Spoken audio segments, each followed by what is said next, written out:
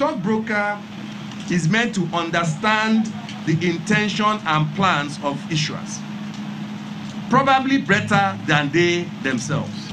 The issuer may be government, the issuer may be private sector, the issuer may be in technology, the issuer may be in infrastructure, and that tells you how versatile actually the stockbroker has to be, how intelligent the stockbroker has to be. Most important, how hardworking the stockbroker has to be, because the stockbroker is a repository of probably more knowledge than you can ever expect in any economic context. You now begin to understand why the profession is not just noble, but is actually special. And based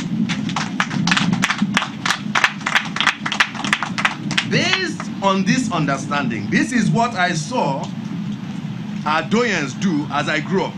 And this is why my admiration for the profession stands the way it stands today. Based on this deep understanding,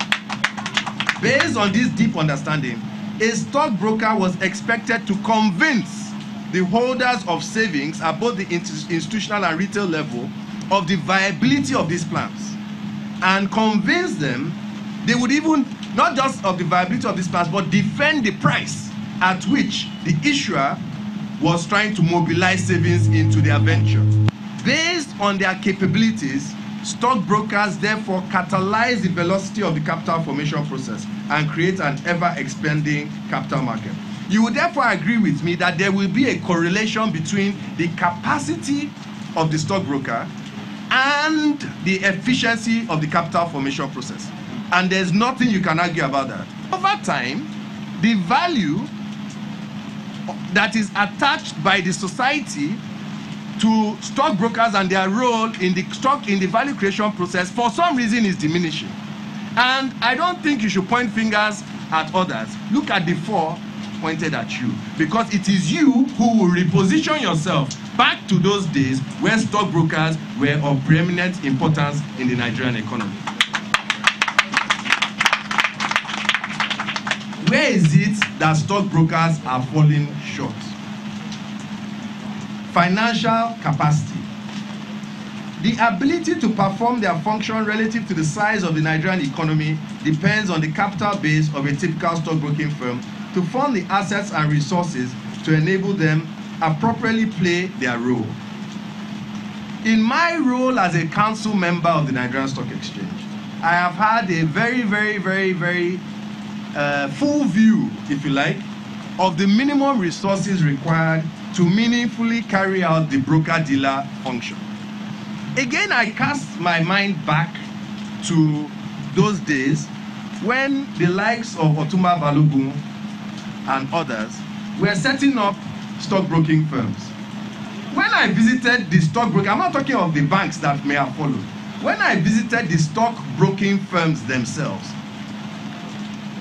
the ones that were moving this nation forward, in terms of the quality of staffing, in terms of the quality of work environments, in terms of the facilities available, it was not different from what you would find in the bank. In fact, in some cases, the quality was higher. So therefore, there was an understanding that there was a robust minimum financial base that had to be mobilized towards running a successful broker-dealer firm. I am not talking about minimum capital from a regulatory standpoint. I'm talking about minimum capital from a business standpoint, whether it is working capital, whether it is capital required to finance fixed assets, etc., etc. And until the average firm operates at the minimum level required to run a good broker-dealer operation, we will be as good as our weakest link as an industry. And so this has to be addressed. Financial capacity. The next thing is technology. Now, you all know that mobile telephony has changed the way business is done in Nigeria. And we speak about retail, we speak about penetrating the retail segments of the market. This is an opportunity, but it's at the same time requires a lot of activity on the part of the profession. mobile-based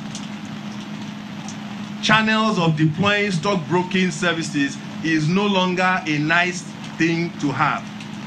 It is a must-have. Now, the scale and level at which you choose to play depends on your business model. But I would like to see every, not some, every stockbroking firm launch its own app. These apps are not necessarily that expensive, okay, to launch. But I think that, honestly speaking, if in today's market, where even people who are trying to sell fast food are launching apps to enable you a stockbroking firm should have its app. But then beyond even this baseline issue, you know, when we talk about customer service, machine-enabled customer service, they call it robo-advisors, are an efficient way by which a stockbroking firm can complement its human interaction with its customers. The challenge, therefore, is technology, technology, and technology. And finally, capacity building. There is a great need for regular and intensive capacity building among stockbrokers to enable our stockbrokers act just like it was when the doyens, those opposite me, were in Icon, the doyens were in IMB, the doyens were in CMB, and so on, where stockbrokers were far more knowledgeable than bankers, doctors, lawyers, and so on. And I'm not talking yeye ones in terms of the bankers, lawyers, and so on that I'm benchmarking them against.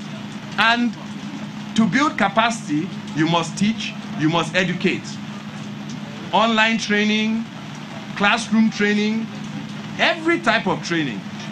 Very, very high standards for exams. Let me congratulate Oscar Onyema, CEO of the exchange, who chose not to ask for honorary fellowship like I did, and you haven't given me, but to do the exams and pass in flying colors. I think that signposts the type of thing that must happen and continue to happen in this.